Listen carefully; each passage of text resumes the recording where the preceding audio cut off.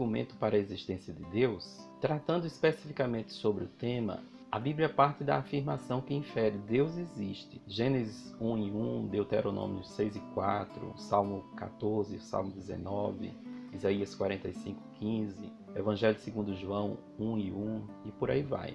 A Bíblia ela não se preocupa com provas, pois para a Escritura esse é um ponto pacífico, visto que ela já é posta como a palavra de Deus. Mas vejamos 2 pontos sobre isso. Primeiro, a própria Bíblia, em suas particularidades de composição, ou seja, como a Bíblia foi formada e como chegou até nós, traz indícios de um ser supremo e transcendente por trás de toda ela. A Bíblia é um conjunto de 66 livros, produzidos por cerca de 40 escritores, escrita em 3 idiomas, hebraico, aramaico e grego, em um período de mais ou menos 1500 anos e em 3 continentes. Nela há livros sobre história, pensamento filosófico, teológico, em forma de poesia, e apesar de toda essa variedade de autores, gêneros e estilos literários, não se verifica uma só contradição. As dificuldades de interpretação em algumas passagens bíblicas ocorrem por causa da característica literária de seu conteúdo. E um estudo honesto que considere o contexto da passagem, questões de linguística, gêneros literários, traduções, geografia dos tempos bíblicos e cronologia, dentre outros pontos, tudo isso pode, consequentemente, eliminar qualquer dúvida.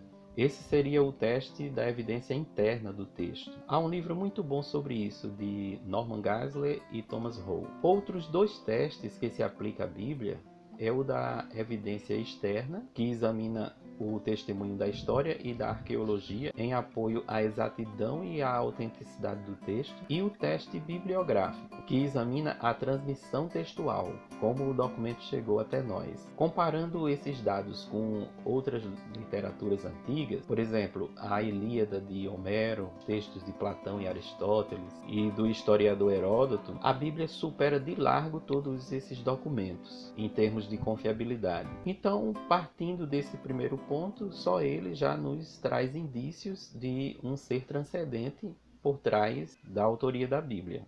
Segundo ponto, uma questão que se costuma fazer é sobre a canonicidade, o reconhecimento dos livros sagrados que compuseram a Bíblia. Ora, sabemos que houve um desenvolvimento natural para isso, em que se verificou, dentre outras coisas, a autoridade profética do livro, o seu credenciamento e o colecionamento por parte da comunidade de crentes. Não foi uma decisão unilateral de apenas um grupo isolado na história da Igreja cristã. Tanto o Antigo Testamento quanto o Novo Testamento precisaram de um longo tempo para que fossem reconhecidos e selecionados pela comunidade judaica e cristã. Geisler tem um outro livro muito bom que trata do tema. Mas quanto a isso, não parece ter sido coincidência que os livros reconhecidos como sagrados para compor a Bíblia fossem exatamente os 66 produzidos ao longo de 1500 anos por cerca de 40 escritores, muitos deles sem o contato com os autores e as obras anteriores a si, em épocas e espaços geográficos diferentes e com níveis culturais bastante distintos. Reis, estadistas, filósofos, poetas, camponeses e pescadores. Isso porque, como já mencionei, quando os livros são comparados e analisados, não apresentam nenhuma contradição real entre si, mas apenas dificuldades de interpretação que são resolvidas pelas próprias particularidades do texto. Então, o indício de um ser transcendente por trás de todos eles permanece.